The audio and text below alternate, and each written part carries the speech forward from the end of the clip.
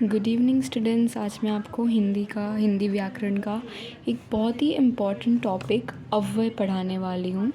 अव्यय होता क्या है पहले ये जान लेते हैं। अव्यय मतलब होता है अविकारी शब्द जिनमें कोई भी परिवर्तन ना हो। ये अभी रीड करते हैं, हमें तुरंत समझ आ जाएगा। नीचे दिए गए वाक्य को पढ़ो। यह अच्छे लड़के नहीं हैं। यह अच्छा लड़का नहीं है। यह पहले वाक्य के सभी शब्द दूसरे वाक्य में बदल गए हैं। केवल नहीं शब्द परिवर्तित है। संज्ञा, सर्वनाम, विशेषण तथा क्रिया में लिंग, वचन, कारक आदि के अनुसार विकार या परिवर्तन होता है। अत्यंत यह विकारी शब्द है, परंतु नहीं जैसे कुछ शब्दों में विकार परिवर्तन नहीं होता है, ये अविकारी शब्द होते हैं। इन्हें अव्यय भी कहते हैं। अव्यय का अर्थ है जिनमें व्याव अर्थात परिवर्तन ना हो। अव्यय क्या होता है? जिन शब्दों में, जिन सेंटेंस में परिवर्तन नहीं होता है। सिंपल। एक्चुअली अव्यय नॉर्मली नहीं पढ़ा जाता, उसके जो 4 भेद है वो अच्छे से पढ़ते हैं हम। अव्यय देखो 2 टाइप्स के शब्द होते हैं हिंदी में, ये एक बेसिक है, वो भी पढ़ाऊँगी मैं आपको। विकारी शब्द और अविकारी शब्द, परिवर्तन जिसमें होते हैं चेंज और जिसमें नहीं होते हैं। अव्यय एक वैसा ही है। अव्यय में ये सब आते हैं, देखो लिंग, वचन, कारक जिनमें परिवर्तन नहीं होते हैं। ठीक है, हम आगे पढ़ेंगे अभी अव्यय के 4 भेद। निम्नलिखित वाक्य पढ़ो और रेखांकित शब्दों पर ध्यान दो। बच्चे कभी कभी बड़े अजीब प्रश्न कर बैठते हैं। आशीष की आँखों में चमक और स्वर में उत्साह था। बड़ी बहन ने गेहूं के दाने को खिड़की के बाहर फेंक दिया। अरे चुप हो जाओ। इन वाक्यों में कभी कभी और के बाहर और अरे शब्द अव्यय हैं। अभी इसमें देखा कभी कभी, ये बता रहा है कितना टाइम, हाउ मेनी टाइम्स, और ये कंजंक्शन है। के बाहर ये इसका स्थल बता रहा है, पोजीशन बता रहा है। अरे ये एक्सक्लेमेटरी है। ऐसे ही अव्यय के भेद होते हैं। ठीक है, अव्यय के 4 भेद हैं। क्रिया विशेषण अव्यय, समुच्चय बोधक अव्यय, संबंध बोधक अव्यय, विस्मयादि बोधक अव्यय। अभी देखते हैं क्रिया विशेषण अव्यय। पहला भेद, जो अव्यय क्रियाओं की विशेषता बताते हैं उन्हें क्रिया विशेषण अव्यय कहते हैं। इसे हम लोग इंग्लिश में एडवर्ब भी कहते हैं। क्रिया मतलब वर्ब, अव्यय विशेषता उस वर्ब के बारे में बताते हैं, उसे हम क्या बोलते हैं? क्रिया विशेषण अव्यय कहते हैं। उदाहरण देखते हैं। अब मुझे अपने किए पर पछतावा हुआ। चारों ओर सन्नाटा था, लेकिन तभी अंदर से कोई चीखता है। उस दिन पिताजी ने मुझे एकदम दपट दिया। उपकृत वाक्यों में अब, चारों ओर, तभी और एकदम शब्द क्रिया के विशेषता बताते हैं। अत्यंत में क्रिया विशेषण अव्यय कहते हैं। देखो, लेकिन, तभी, अंदर, चारों ओर, और कितने ओर? चारों, दपट, एकदम, ये होते हैं क्रिया विशेषण अव्यय। अब इसमें भी क्रिया विशेषण के भी कितने भेद होते हैं? 1 2 3 4 भेद होते हैं। कालवाचक क्रिया विशेषण, स्थानवाचक क्रिया विशेषण, परिमाणवाचक क्रिया विशेषण, रीतिवाचक क्रिया विशेषण। पहला भेद, कालवाचक क्रिया विशेषण।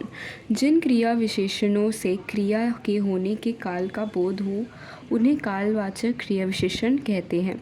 जैसे सुबह, शाम, दोपहर, प्रतिदिन, रात भर, आजकल, अब, जब, तब, कब, पहले, पीछे, आज, कल, परसों, नित्य, कभी, तभी, तुरंत आदि। उदाहरण, अभी नुक्कड़ में की दुकान पर कुछ खरीदने आया था। अगले दिन अधिकारी महोदय आए। रमन की वर्षगांठ के कभी नहीं भूल सकता। अब ये सब में हमें एक टाइम बता रहा है, काल बता रहा है। ठीक है, हम कभी, अभी, अगले दिन, कभी नहीं, ठीक है, आज, कल, परसों, थोड़ी देर में, ये सब होता है टाइम बता रहा है, इसलिए इसे काल कहते हैं। काल मतलब होता है टेंस, टाइम बता रहा है। नेक्स्ट पे जाते हैं। स्थानवाचक क्रिया विशेषण। जिन क्रिया विशेषणों से क्रिया के होने के स्थान का बोध हो उन्हें स्थानवाचक क्रिया विशेषण कहते हैं। जैसे इधर, उधर, दाएं, बाएं, निकट, पास, मध्य, किधर, आगे, पीछे, सामने, ऊपर, नीचे, यह वह, जहाँ तहाँ, कहाँ, बाहर, भीतर आदि।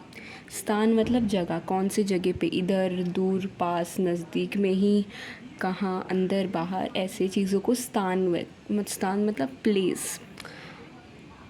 मैं गुन्नता हूँ, धीट सा अंदर आ जाता हूँ, अंदर जाकर अगला लगा कि मैं परियों के देश में आ रहा हूँ। कमरे के बीचों बीच बड़ा सा केक सजा था। अंदर, अंदर, बीचों बीच, ये जगह बता रहा है, इसलिए इसे स्थानवाचक कहते हैं। नेक्स्ट, परिमाणवाचक क्रिया विशेषण। जिन क्रिया विशेषणों के से क्रिया के होने के परिणाम मात्र, माप, तौल, विस्तार, आकर के बोध हो वे परिणामवाचक क्रिया विशेषण कहलाते हैं। जैसे इतना, उतना, जितना, कितना, कम, बहुत, थोड़ा, अधिक, ज़्यादा, काफ़ी, पर्याप्त, केवल, अल्प, अत्यंत, आदि, अति, जरा आदि। उदाहरण, श्रीमती जी रात को कम सोई थी। जितना पढ़ोगे उतनी सफलता पाओगे। चुप करो, कितना बोलोगे। कम, जितना, कितना, ये सब उसका क्वांटिटी बता रहे, इसलिए इसे परिमाणवाचक कहते हैं। आकार, उसका शेप, उसका क्वांटिटी। रीतिवाचक क्रिया विशेषण। जिन क्रिया विशेषणों से क्रिया के होने की रीति का बोध हो उन्हें रीतिवाचक क्रिया विशेषण कहते हैं। जैसे ऐसे, कैसे, जैसे, वैसे, जल्दी, धीरे धीरे, तेज, साहस, अचानक, अन्यास, एकाएक, कदाचित, शायद, चुपचाप, धन्यपूर्वक, ऐसे, झटपट, चुपचाप, भांति, तरह, मत आदि।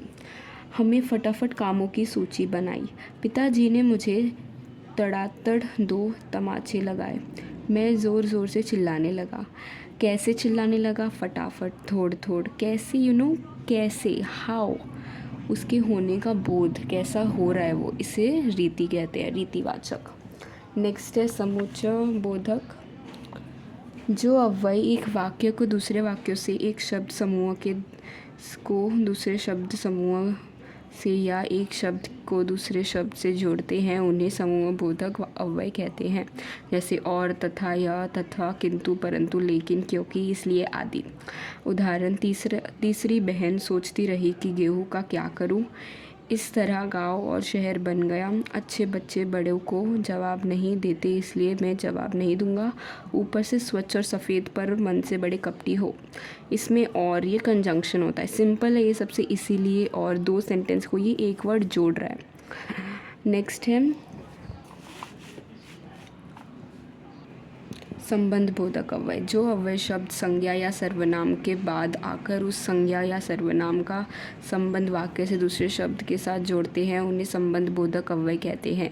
जैसे के आगे, के से पीछे, से पहले, के निकट, से दूर, के पास, के अंदर, के से बाहर, से हीन, पर्यंत, तक, भर, के सामने आदि। उदाहरण, दूसरे दिन राजकुमारी राजा के पास आई। शालू छोटे मिंटू के साथ खेला करती। रथ एक खेत के सामने आकर रुक गया। खेती के पहले लोग इधर उधर घूमते फिरते थे।